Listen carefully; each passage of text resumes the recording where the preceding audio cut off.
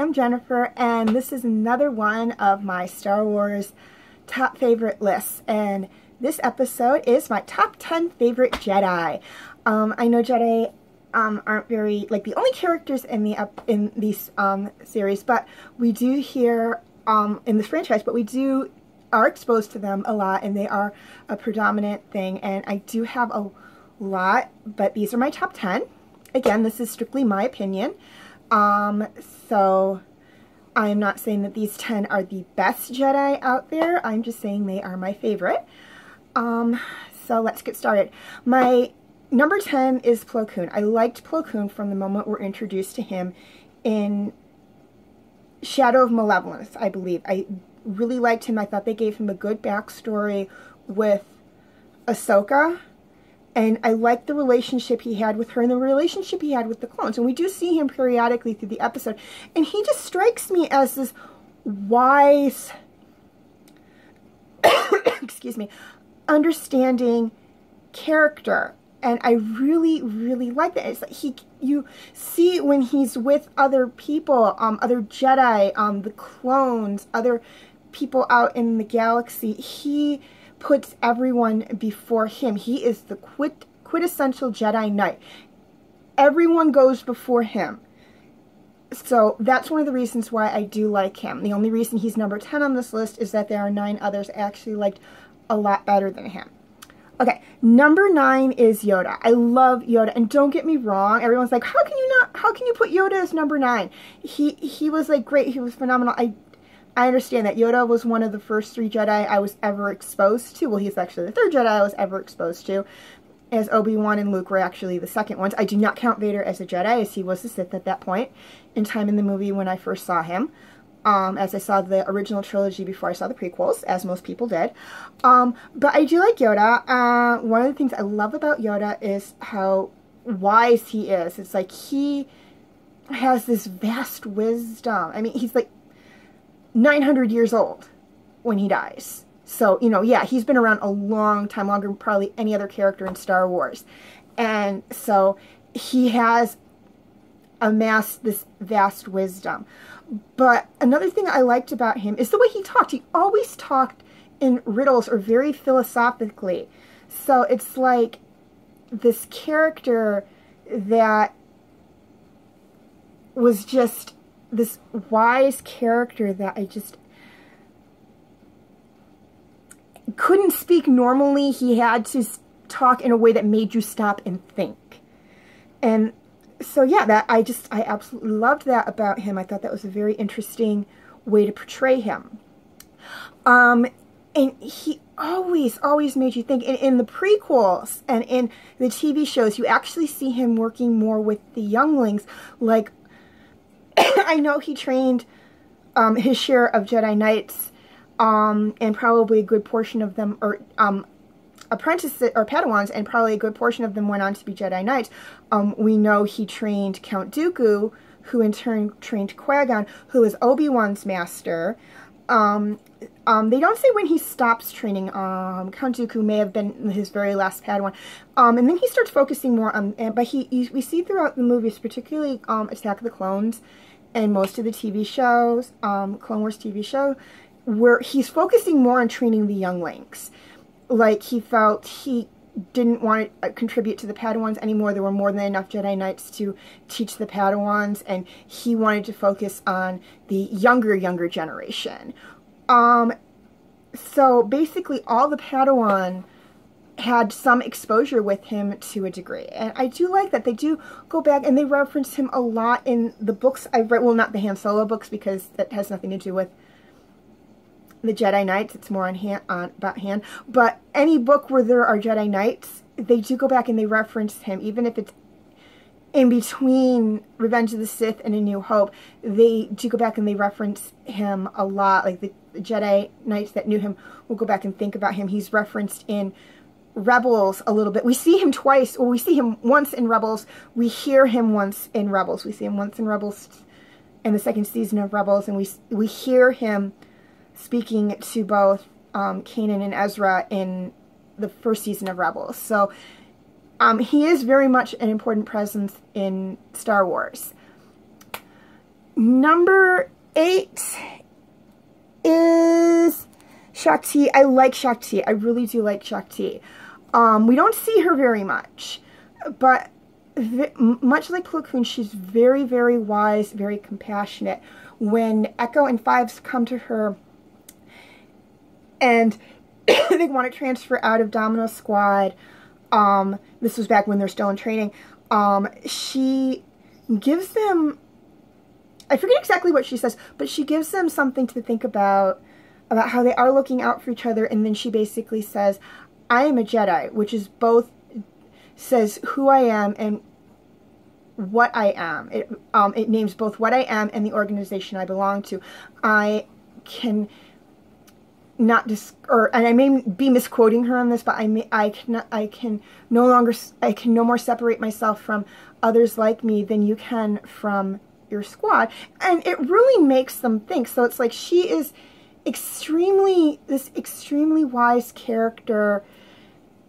I know the Jedi are supposed to be portrayed as wise characters, but not all of them come off that way, and it's not their fault, it's just the way they are. And you don't really see her fighting that much in the Clone Wars. You see her fighting in Attack of the Clones, but that's really about it. She is stationed on Kamino, where she is helping train the clones for battle. And I did like her. I would have liked to have seen a little more interaction between her and Ahsoka, as they are both of the same species. And I just felt that, for Ahsoka's benefit, knowing a little more about the Taruga species would have been helpful for her. And we really don't see any other Taruga in the series aside from Shakti and Ahsoka among the Jedi Knights, even though, according to a video by, I believe by Lore Guy, and I really recommend you checking out his channel, as he posts a lot of interesting videos on Star Wars species and things in general. But according to a video he did on Tarugas, they are highly force sensitive, and the females more commonly force sensitive than the males, and yet we only really see 2 Taruga Jedi Knights. And it's like, well, if they're supposed to be this race that's highly force sensitive, why are we only seeing 2 Taruga? We're seeing a fully trained Jedi Knight and a Padawan Taruga. Why aren't we seeing more? But, that's just, I'm getting sidetracked, but that's one of the things but yeah, one of my favorite characters. Number 8 is Kit Fisto. I like Kit Fisto. You don't see a lot of him in the prequels, or whatnot, but we do see a lot of him in the TV show. And I really liked him. I like Nautilus. They are one of my, or Nautilus, or whatever, however you pronounce this species. They are one of my top 3 favorite species that are not human. Taruga are another one, and the third is the Twi'lek. And I just like, he gives off, even though he's on the council, and he gives off this very wise vibe, like Plo Koon and Yoda and Shakti. He's also has this fun-loving side, and you see that in the TV show. He's got a very laid-back personality as well, which is comforting. You don't see that a lot in the Jedi Knights, where a lot of them are either very wise or very serious, and he's got this very laid-back personality, which is one of the things I absolutely loved about him. I also liked his design. I thought his design was actually very unique. We're green with the big black eyes and then the tentacles and whatnot. I loved his design. Whoever designed him and the other Nautilus, if you're watching this video, props to you. That is a very unique design. I loved it. I love the Taruga design too, and I also love the Twi'lek's design. That's one of the reasons why those are like my top 3 favorite species, because I love the designs. I thought they were very, very unique designs. Okay, number 6 is Aayla Secura. I do like Aayla Secura for she just, for a lot of reasons, like too many to really announce this, to put on this video. I liked her personality. I liked how she is very, very wise. She is a member of one of my top 3 favorite races. We see her, she has a lot of exposure in the TV show. So I like that about her. Well, that's not one of the reasons why I like her, but we do see a lot of her in the episode. She's very compassionate. When Anakin's hurt, she understands Ahsoka's dilemma. She wants to stay with Anakin and protect him because that's what she's supposed to do as a Padawan, but she realizes here's an opportunity for her to teach Ahsoka that she has to let go, and whatnot.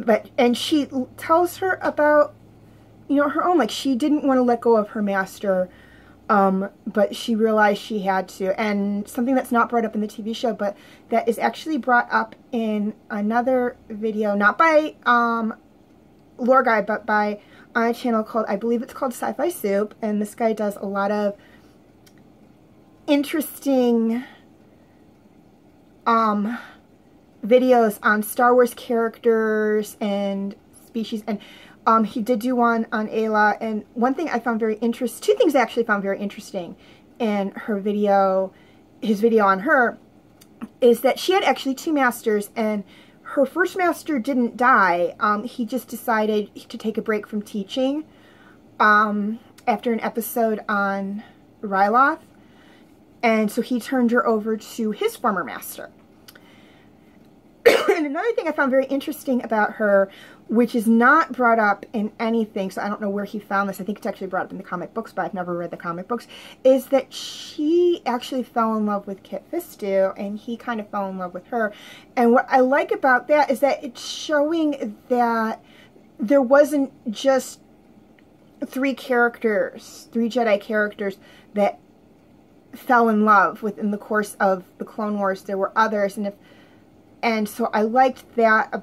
That was something very interesting I found that was mentioned in her video. I will look up the names of the 2 people I mentioned, and I will put them in the description if you want to check out their videos.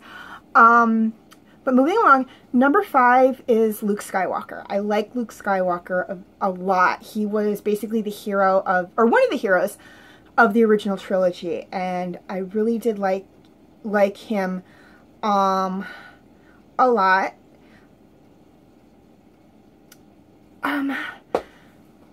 Probably the second Jedi I was really exposed to. Obi Wan was obviously the first one.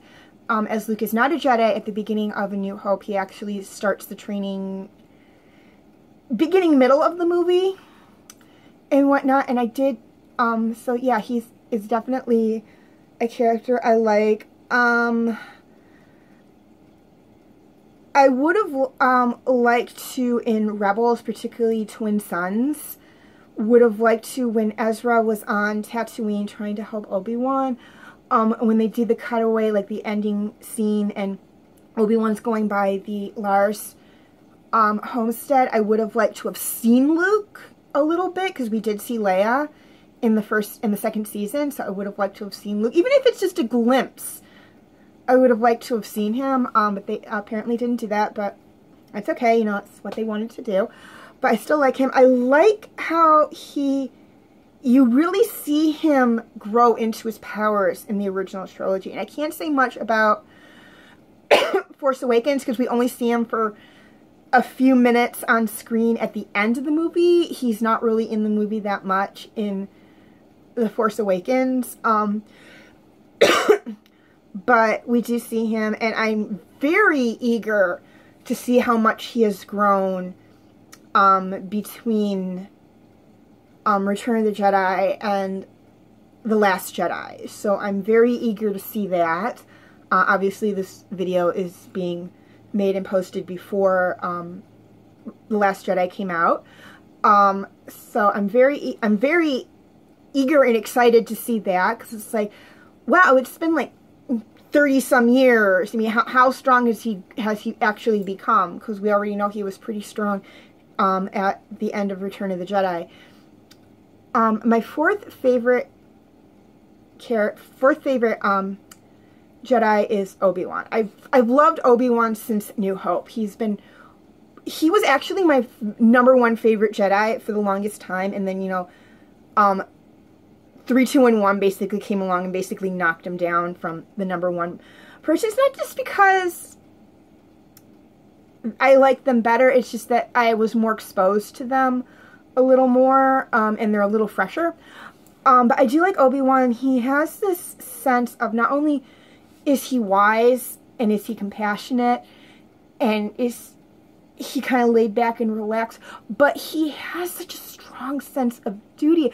I just finished a week ago reading Star Wars Legends Kenobi, and when he's on Tatooine and trying to blend in and keep a low profile while watching over Luke, and there's trouble brewing between the settlers and the Tusken Raiders, and he knows he should stay out of it, but he can't help but jump in and try and help and negotiate everything and whatnot, because that's just his character, that's just who he is. And in the Clone Wars TV show, he was portrayed very much as a negotiator. His ship was called the Negotiator, for crying out loud. If that doesn't say anything to his sense of wanting to sit down and talk things out, I don't know what does.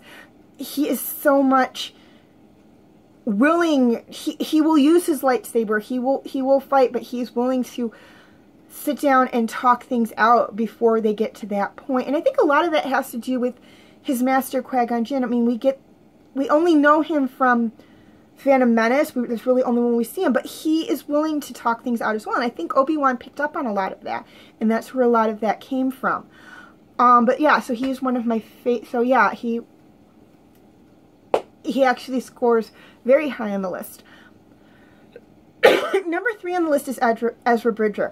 I love Ezra. When we first meet him when he's 15, from the time we last see him when he's about 17, 18, he just goes through so much change.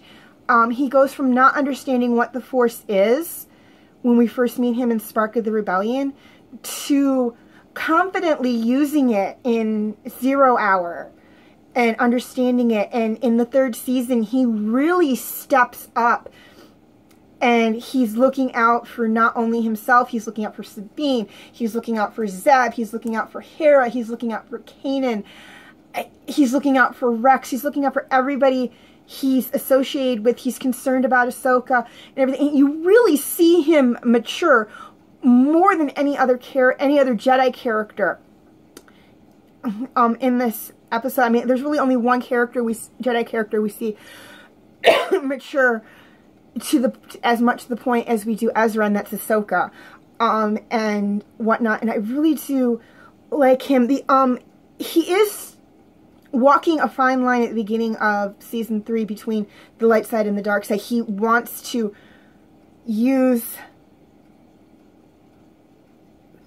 follow Kanan's teachings and be a true Jedi, but he's not opposed to tapping into the dark side. So he's very much like Anakin, but where Anakin didn't have the safety net of people who loved and cared for him. I mean, the Jedi did care for him. I mean, I think Pablo or Hidalgo or Dave Filoni mentions this in a Rebels Recon episode that's posted on their Facebook page, the Star Wars Rebels Facebook page, that one of Anakin's faults was that while he did have the Jedi who were looking out for him, they didn't express their feelings enough to warrant a safety net for him, where Ezra has the exact opposite. Of that, he does have these people. It's not a big group of people, but it is a group of people that are watching out for him, and they care enough about him to realize something's wrong and and step up and say to him, "You're not acting right. Something's wrong, and we're concerned about you," and whatnot. So I think that was more like was mentioned in there. And again, I don't know if it was Pablo Hidalgo or Dave Filoni who said that, because it's been a while since I've actually watched that particular Rebels Recon episode. But, and I don't know if it was the Step into Shadows Rebel Recon episode or the Holocrons of Fate episode. I know it was one of the two. But that really is his safety net. I don't think he's going to go dark side. I'd be actually very surprised if at the series finale of Rebels, if Ezra does go dark side. I don't think that's going to happen. I think, if anything, he's either going to be a gray Jedi who walks the line between the dark side and the light side, or he's going to be a Jedi Knight. I have a strong feeling it's going to be one of the two, but, you know, they may throw a curveball and he may go dark side. I don't know. But I think if he had gone dark side, we would have seen something like him in the original trilogy to a degree, and we don't. So I think it's going to be one of the two. He's either going to be a gray Jedi or he's going to be a Jedi Knight. Number 2 is Kanan. I love Kanan. Just his backstory is amazing, and it's just someone who went through the trauma and the heartache that he did in the Clone Wars, getting right back in there and fighting the Empire is just amazing. And it's just, I don't think I could do it. I mean, he lost his master. He had the people he served with turn on him and try to kill him. He lost all his friends. He can't even try and look up his family out of fear of bringing the Empire to their doorstep and whatnot. And yet he still manages to find his place. I mean, he goes through a rough patch for a while. It's really up until he meets Hera that he, it's between when he loses his master Depa Billaba, and if I'm mispronouncing the name, I apologize, and when he meets Hera, so about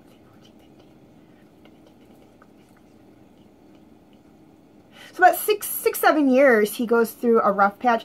And then he meets Hera, and he's actually, she inspires him, but he, in and of itself, pulls himself out of that dark patch and begins helping people and whatnot. And I find that inspiring, which is why he's my second favorite Jedi character. So, you know, and then he loses his sight at the end of season 2, and he doesn't let it get him down. I mean, he lets it get him down a little bit in the beginning of season 3, like for 2 episodes. I mean, the 2-part episode, Step into Shadows, but he accepts it after that, and he doesn't let it stop him. He accepts the fact that he's going to have limitations. He can't pilot or anything, but he doesn't let that hinder him. And I'm like, that's an inspiration. He's gone through this massive change in his life where he's lost his ability to see, but he doesn't let it get him down. He overcomes it. And I'm like, that's such an inspiration. So, you know, that's another reason why he's why he's my second favorite Jedi character.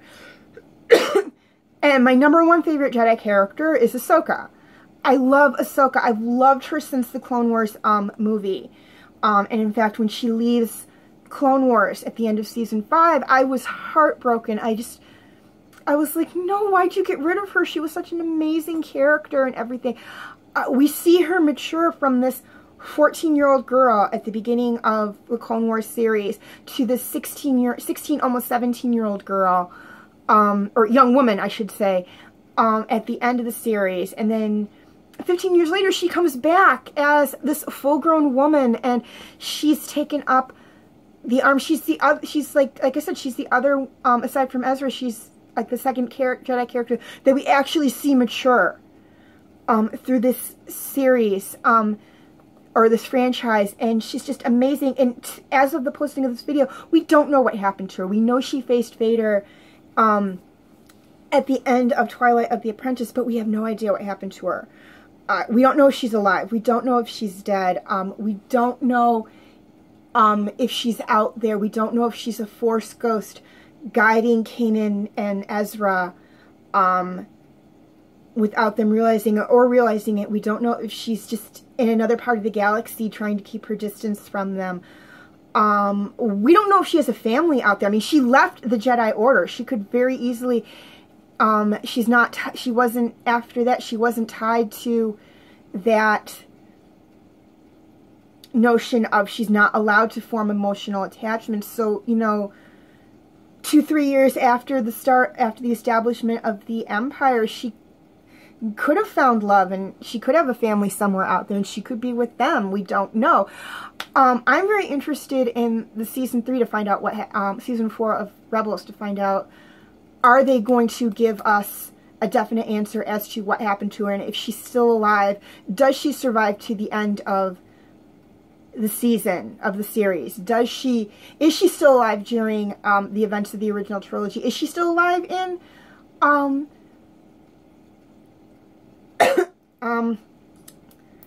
The Force Awakens? Sorry, I blanked on the name of the episode. If she is still alive during the timeline of The Force Awakens, are we going to see her in The Last Jedi?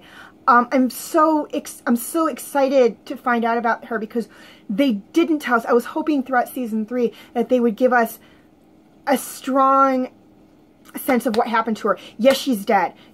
We're not going to see her anymore. Or yes, she's dead. We're going to see her as the Force goes. Or she's alive. She's just somewhere else in the galaxy. And they didn't. In the Antilles extraction, Ezra mentions her name.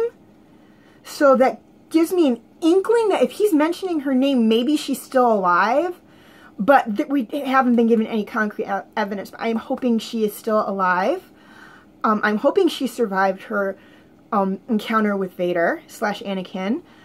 I'm hoping it didn't leave her too badly emotionally scarred. I mean, obviously she's going to be somewhat emotionally scarred, because Anakin was her teacher, but not super emotionally scarred. I'm hoping she's able to pick up the pieces and move on. Accept that. I'm hoping she's still alive through the final season of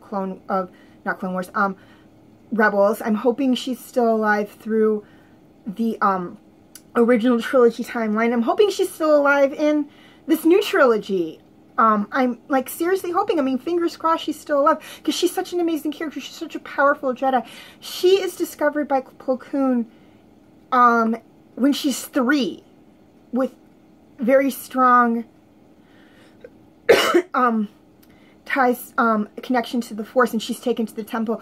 And from something I read on Wikipedia or a Star Wars website or something, that's unusual. Usually they're taken at 5. So for her to have been taken to the temple to start her training at 3 means she's extremely powerful. So I'm hoping she's still alive. But, you know, that's up to the creators of Star Wars. I'm hoping they will keep her still alive, but you never know. So yeah, those are my top 10 favorite Jedi characters. Feel free to leave your opinions in the comment section. Let me know who your favorites are and if they made the list.